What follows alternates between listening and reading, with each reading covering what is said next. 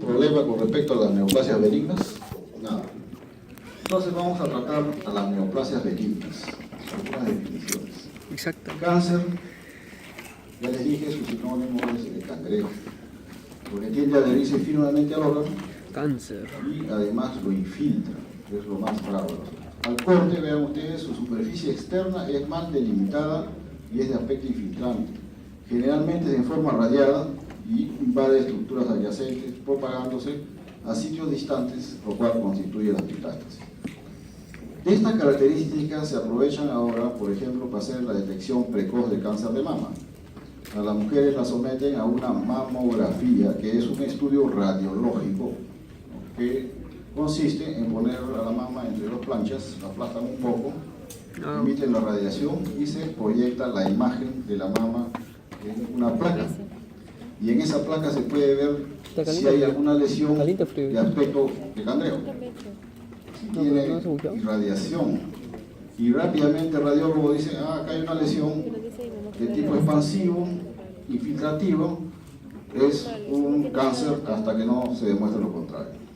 Entonces se puede hacer el diagnóstico de cáncer de mama por radiología, es decir, mamografía. Visto así, acá hay un resumen de cuáles son los criterios de malignidad que se van a cumplir. Ahora que le viene la práctica, les van a poner una serie de neoplasias, muy distintas unas de otras, pero el kit del asunto es que todas tienen las mismas características, es decir, vean ustedes las características nucleares y citoplasmáticas y se van a dar cuenta de que es un cáncer. Ahora, el tipo de cáncer, ya eso demanda un poquito más de simplemente interrelacionar con los tejidos y van a hacer el diagnóstico sin ningún problema. Es sumamente fácil. ¿Por qué? Porque todas tienen en común estos criterios, que ya les he mencionado en parte, ¿no? Macrocariosis, es decir, núcleos grandes, hipercromasia, marginación de la cromatina. ¿Qué significa eso? Que la cromatina se va hacia el borde del núcleo y da la impresión de que es un núcleo vacío, es un núcleo calato, se llama vesiculación nuclear también. Anisocariosis, es decir, diferentes tamaños de núcleos, es igual que la policariosis. Pueden haber multinucleación, mitosis, pero mitosis atípicas, mitosis anormales, porque todo tejido que está creciendo y es normal va a estar con mitosis, pero acá las mitosis son anormales. Puede haber cariolisis, es decir, destrucción del núcleo. Y desde el punto de vista citoplasmático, el citoplasma es escaso, ya lo hemos visto nosotros en la célula que hemos visto. Es un citoplasma denso, porque tiene que sintetizar bastante ARN, bastante proteínas. Tiene depósitos, puede tener depósitos anormales, como es queratina, por ejemplo, pueden estar vacuolados o citolina. En cuanto a la relación núcleo-citoplasma, está tremendamente incrementada y puede haber diátesis tumoral. ¿Qué significa esto? En pocas palabras, necrosis, es decir, el tejido puede crecer tan rápido, en una forma tan agresiva que le gana al crecimiento del tejido conjuntivo, o sea, de su estroma. Y al no tener el estroma adecuado, entra en isquemia y se muere ese tejido. Y tenemos una neoplasia con necrosis o diátesis. ¿Qué nos indica eso? Nos indica que es un tumor muy agresivo.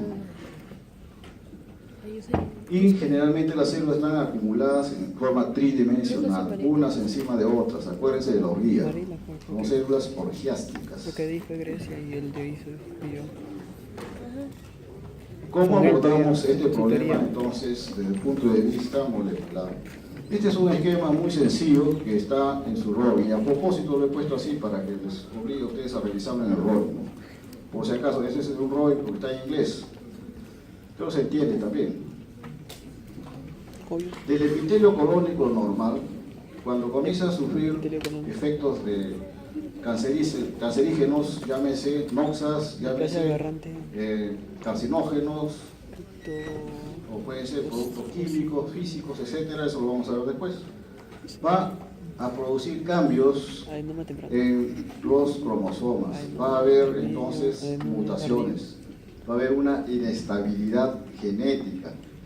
Vean ustedes, para que pasen las células estas de normal a displásicas, tiene que haber por lo menos 3 mutaciones, por lo menos, en el gen supresor APC, en el gen KRAS y en el gen DSC. En los 3 tiene que haber mutaciones.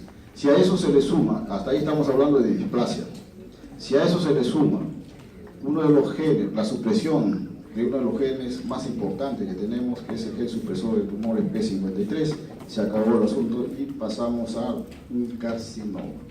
Consecuencia entonces, todo esto va a conducir a que estas células cancerosas pierdan en primer lugar su control, en segundo lugar adquieren nuevas facultades, entre ellas sintetizar proteasas y perder su ligazón con las demás, se vuelven independientes y eso genera ¿qué cosa? Metástasis. Todas estas alteraciones genéticas van a surgir como producto entonces básicamente de aberraciones y segregaciones cromosómicas. Este es un esquema que me gusta mucho ponerlo a mí porque grafica lo que estaba hablando de hace rato. La célula normal con todas sus características es hasta bonita. En cambio, la célula tumoral es fea. La cromatina es sumamente hermosa, tiende a irse hacia la periferia. Los nucleolos, vamos a asumir que todos son nucleolos son prominentes e irregulares. A comparación, vean ustedes el orden definido de una célula. Hablar sobre las alteraciones genéticas en cáncer me demoraría a mí por lo menos 1 hora mínimo. Lo he tratado de simplificar aquí y ustedes ya, como son médicos, ya lo revisan pues mejor en su libro. Pero este es el camino que deben seguir.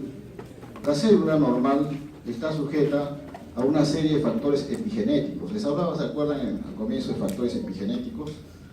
Que son muy importantes para producir cáncer. Son muy importantes para la sobrevivencia. Son muy importantes para mantener en nuestras generaciones futuras las cosas positivas que vamos adquiriendo, que no tienen nada que ver con los genes, por si acaso. Ahí está la diferencia. Un efecto epigenético, por ejemplo, es en las mariposas. Ustedes van a ver que las mariposas en el verano lucen todos sus colores maravillosamente, pero son fáciles presas de los depredadores. Entonces, para evitar eso, se pegan a las paredes y en las paredes van cambiando su color poco a poco, lógicamente. En el invierno, por ejemplo, que tienen menos posibilidades, y van adquiriendo un color semejante al de la pared. Eso es un factor epigenético que no es genético. Es decir, ¿qué es lo que ha pasado? Que algún factor, sea digamos la luz a través de sus ojos, que le transmite el color, lleva el estímulo hacia el gen y determinado grupo de genes o se estimulan o se bloquean o se sintetiza una serie de productos como consecuencia de esta interrelación que van a llevar a una metilación, por ejemplo, o a la expresión de unas histonas que no van a dejar abrir al cromosoma y que se exprese, etcétera, etcétera. Pero no tiene nada que ver con la alteración genética. Lo mismo va a ocurrir en el cáncer también. Estos factores son llamados factores carcinógenos químicos. Ejemplo, hoy en nuestro medio, yo estoy seguro que de acá, de todos los que están acá, en sus cocinas no van a encontrar ají panca, muy poco, habrá pues unos 10, creo que así contados, ají panca para sazonar su comida como aderezo. ¿Qué es lo que van a encontrar? Van a encontrar un colorante en bolsa o en tabletas, o ya preparado también ya líquido, que es una cosa química no natural. Entonces eso es un factor químico. Y todos los colorantes tienen un núcleo, acuérdense ustedes, y esos núcleos son imidazólicos, son muy susceptibles de inducir cáncer. Tanto es así que los colorantes, las anilinas, por ejemplo, si se ingieren en forma continua, en forma sospechada, van a producir cáncer de vejiga. Por Y ejemplo, factores químicos. En verdad, todo La lo que me radiación, encanta comer, todo ahora le ha gustado último, lo que se está cocino. hablando de que tienen que usar Todo bloqueadores eso que porque había los en rayos mi casa UV a comer, les encanta la están comida. Porque en mi casa acentuando cocinan la bastante. presentación de cáncer de piel. Así, Agentes infecciosos. un Les mollón acabo de saco hablar de arroz. del HIV. Antes se decía que el cáncer era solo una enfermedad genética. Ahora se tiene evidencia que no solamente es así, es multifactorial, que inclusive Ya yo no he en ido a tomar Japón, desayuno. hace más o menos 15 años atrás, se ha detectado un grupo de personas Antes del examen. que tenían un linfoma de células T 20 y panes. que la gran mayoría de ese pueblo comenzaron Como con esa 4 panes. enfermedad. Sí, mi mamá les dijo, tiene Después vieron que tenían un virus relacionado con los del tipo HTLV. Es decir, se encontró la evidencia de que había cáncer de transmisión viral, tan igual como el cáncer de cervix en las mujeres, de transmisión viral. Y así hay otros. Por ejemplo, se habla de que en la enfermedad de Hodgkin se encuentra el virus de Epstein-Barr, pero no se ha demostrado totalmente esto. ¿Quién dio luz acerca de esta teoría? Fue un veterinario que encontró que sus pollos se le comenzaban a morir todititos con un tumor en la pechuga, en las piernas, donde había carne, y que cuando él preparaba un licuado de este líquido inyectado con pollo, producía la enfermedad. Se llamaba sarcoma de Rous. Busquen ustedes en internet, sarcoma de Rous. Se tiene la primera evidencia de que el cáncer era transmisible. Y ustedes van a ver en sus mascotas, por ejemplo, a los gatos, ¿los vacunan para qué? Los vacunan también contra el virus de la inmunodeficiencia. Los gatos tienen ahorita, y contra la leucemia. Pero no lo van a vacunar contra el cáncer, lo están vacunando contra el virus que produce leucemia. Y así sucesivamente, cada vez se va acumulando más evidencia de que hay algunos cánceres, no todos lógicamente, que son de transmisión viral, y ahora se ha sumado uno más, que es el linfoma de células, o se llama linfoma mal, de sus siglas en inglés, de tumor linfoide asociado a mucosas, inducido por una bacteria del papilomavirus, el Coarter pylori. Bueno, estos efectos van a producir al final daños en los cromosomas. Estos daños van a ser de 3 tipos básicamente.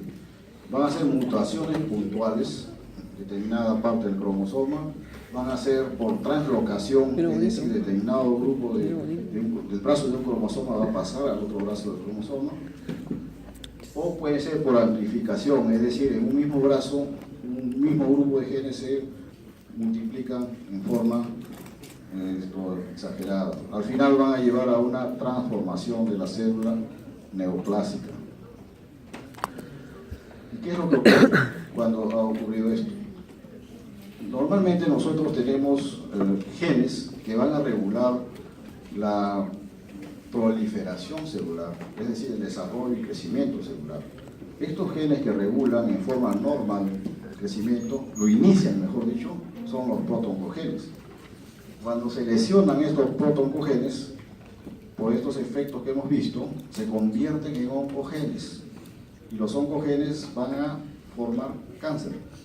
¿Cómo sucede esto? Los protoncogenes entonces, por todos los que hemos visto, van a mutar y se van a transformar en un oncogen. Este oncogen va a elaborar una serie de proteínas oncogénicas que van a tener acción sobre las proteínas quinasas. ¿Y eso qué tiene que ver? Que las proteínas quinasas actúan sobre las ciclinas para que normalmente las células entren en replicación. Paralelamente con esto, tenemos que tener los genes supresores de tumores, entre los cuales está el P53, debe estar con sus alelos en buen estado, porque si hay mutación en alguno de ellos, entonces, ¿por qué? Porque ellos son los que van a controlar a nivel de proteína quinasa para que pasen a ciclina y la célula puede entrar al reposo, es decir, a la fase G1. Si no ocurre esto, entonces no hay quien inhiba esto y se va la célula va a estar en con le toca un un día. continuo pase de la fase G1 a S1 y esto va a estar replicándose en forma continua. Es decir, hay dos cosas que hay que ver. Primero, las mutaciones en los protoncogenes y segundo, en los genes supresores. Hasta ahí es la parte más o menos teórica, muy simplificada. Ustedes pueden en su libro tener acceso a mayor información. Vean ustedes esta lesión. Es de un paciente del 2 de mayo, lógicamente, trabajo ahí. ¿Por qué les digo esto? Porque viene la gente en estado avanzado. Hacer diagnóstico de cáncer acá, pues ahorita ustedes lo van a aprender a hacer. No tiene ninguna gracia. Vean ustedes por qué. Primero, que la lesión es irregular, no es regular. Segundo, tiene ulceración. Lo que es más crítico, tiene siembra. Vean, acá tiene una siembra muy semejante esto a esto, y acá hay otra más chiquitita que ya está creciendo. Ninguna lesión benigna hace eso. Y además produce otra cosa, gran retracción, vean ustedes, del tejido adyacente. Acá también hay otra que ya está creciendo. Vean ustedes cómo se retrae. Este es un hilo de la biopsia que se ha hecho. Se ve esto y hay que confirmar, lógicamente, qué tipo de cáncer es. Sabemos que esta es una neoplasia maligna, pero tenemos que determinar el tipo histológico y para eso hay que tomar una biopsia para el tratamiento. Acá se puede ver inclusive un ganglio, se ve y se palpa. Ustedes comienzan a examinarle, en las axilas van a encontrar ganglios palpables. Es decir, es una neoplasia que está dando siembra a la piel misma, o sea, cercanamente, y también está dando siembra a los ganglios en forma metastásica. Y al corte, vean ustedes, cuando se saca el tumor, todo esto es grasa, y acá en el centro esto blanquecino es el tumor. Y acá están los brazos del cangrejo, de acá un brazo, acá otro brazo, por acá otro, por aquí otro, Cáncer. en forma radiada. Entonces al corte nosotros podemos decir también, este es un cáncer. No es difícil, es fácil. Y al corte histológico vemos esto, ¿no? Un tejido totalmente desorganizado. Acá vemos, ¿qué cosa vemos aquí? Hipercromasia nuclear con irregularidad de los bordes, parece una Y inclusive. ¿No? Después núcleos pequeñitos, las glándulas parecen pelotitas, toditas ellas siguen hileras. No hay estructura tubular, glandular visible, todo está aplastado, desordenado, anárquico. Eso lo van a ver ya mejor en su práctica. Tienen una lámina de esto. Y están, ¿qué cosa? Invadiendo, vean ustedes, el resto del tejido normal. Lo curioso de esto, miren la gran cantidad de linfocitos. Casi nada. Linfocitos NK, CD8, linfocitos que están tratando de circunscribir la lesión, es decir, hay una respuesta del hospedero frente a la lesión. Y eso permite que el cáncer no se expanda muy rápidamente. Eso explica por qué en algunas personas las mata en pocos meses, o a veces en un mes, y a otras demoran 5, 10, 15 años. Depende de su sistema inmune. Y eso justamente es lo que nos está demostrando ahorita el HIV. El HIV se trae abajo el sistema inmune y aparece pues el sarcoma de Kaposi, que normalmente no debería haber, ¿no? O aparecen linfomas. Y vean ustedes lo que les decía, este es un corte ya ampliado donde se ven mitosis. Esta mitosis tiene 3 polos, 1, 2 y 3, es tripolar. Y eso no es normal. Una mitosis debe ser, acuérdense ustedes, la mitad para un lado, la mitad para el otro lado, ¿no? Igual cantidad de cromosomas para ambos lados. Acá hay otra mitosis, vean ustedes, la mayor cantidad de cromosomas está en este lado y acá hay pocos. Esos son mitosis atípicas, mitosis anormales. Luego hay 1, 2, 3, 4, 5 núcleos, multinucleación. Y encima todavía se les ve, ¿qué cosa? Los nucleolos prominentes. Este núcleo parece que ha sido partido en varios.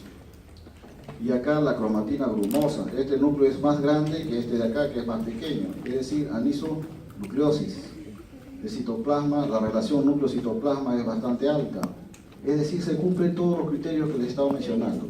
Y ustedes cuando vean una lámina así dirán, esto es un cáncer, es una neoplasia maligna. ¿Y de a dónde es esto? No veo glándulas, no veo epitelio. decimos neoplasia maligna indiferenciada, y entonces surge un nuevo armamento para poder hacer la identificación, la inmunohistoquímica, que no es sino anticuerpos que han sido anticuerpos contra, por ejemplo, los epitelios que tienen queratina. Entonces hacemos anticuerpos contra queratina y lo marcamos con un colorante. Hacemos anticuerpos contra desmina, contra la miosina, contra el tejido muscular, y lo marcamos con un colorante. Hacemos anticuerpos contra CD4, por ejemplo, que es un receptor de las células linfoides T, ¿no? Entonces, y lo marcamos con un colorante. Entonces, agarramos, le echamos todo, uno por uno, lógicamente. Primero, desmina, pimentina, citoqueratina, y vemos si colorea con la desmina, quiere decir que proviene de un tejido muscular, y vemos entonces sarcoma. Si colorea con CD4, ¿qué diremos? Que es de los linfocitos, es de origen linfoide. Y si colorea con, bueno, coloreenlo con lo que quieran ya después. El asunto es que se utiliza eso para precisar el diagnóstico en el caso de neoplasias indiferenciadas. En otras palabras, siempre es posible determinar su origen con los métodos auxiliares. Finalmente, esta neoplasia se va a sembrar, les dije, y se siembra en uno de los órganos que sirve como coladera de nuestro organismo, que es el hígado. La mayor parte de las neoplasias provenientes del tubo digestivo se van al hígado. Vean la magnitud, todas estas estructuras blanquecinas son metástasis, múltiples metástasis. Y esta es de una necrosis del año 70, por esta 70 indica el año 70. Acá vemos la apertura de un intestino con una lesión anular, porque está en todas las circunferencias. Irregular, miren usted, con bordes irregulares, ¿no? Con una excavación central, y que al corte histológico ha comprometido hasta la capa muscular. Entonces no se ve epitelio del colon, ya no se ve, ha sido destruido totalmente, pero se ve que la neoplasia está infiltrando en la capa, toda esta es la capa muscular, está infiltrando la capa muscular. Neoplasia en el tubo digestivo compromete la capa muscular, se considera neoplasia avanzada, es decir, neoplasia maligna infiltrante, estadio avanzado. Finalmente, para recordarles que siempre hay que comparar lo benigno con lo maligno para poder apreciar mejor las diferencias entre ellas. Acá tenemos nosotros las células epiteliales benignas. Vean ustedes este tremendo nucleolo, casi parece un núcleo. La exageración, la diferencia en el tamaño de los núcleos, la hipercromasia nuclear, la irregularidad de los bordes, etc. Y esta lámina la tomé de un paciente que tenía un cáncer de parótida 3 años y no había avanzado mucho, sí tenía un poco de metástasis local. Entonces, ustedes dirán, ¿para qué lo presenta? Van a ver ustedes que esta es la célula tumoral, todo esto es una célula tumoral, acá hay una gran vacuola, acá hay otra vacuola, y este es un polimorfo nuclear, este es otro polimorfo nuclear, es decir, neutrófilos. Son elementos del sistema inmune, la primera línea de defensa. Esta lámina nos representa una lucha encarnizada a muerte entre el sistema inmune y la célula tumoral. Lamentablemente aquí ganó la célula tumoral porque se los comió. ¿No? ¿Lo ven o no? Están dentro del citoplasma. No sabemos, de repente el neutrófilo al morir vierte todas sus enzimas proteolíticas y acaba con la vida también de esa célula tumoral, ¿no? Pero miren cuántos, 3 a 1, 3 o 4. Conclusión, existe una respuesta inmune muy prominente frente a las lesiones neoplásicas. Y es importante reforzar esta respuesta inmune en estos pacientes para poder ayudar en la terapéutica, lógicamente, de la neoplasia. ¿Preguntas que quieran hacer?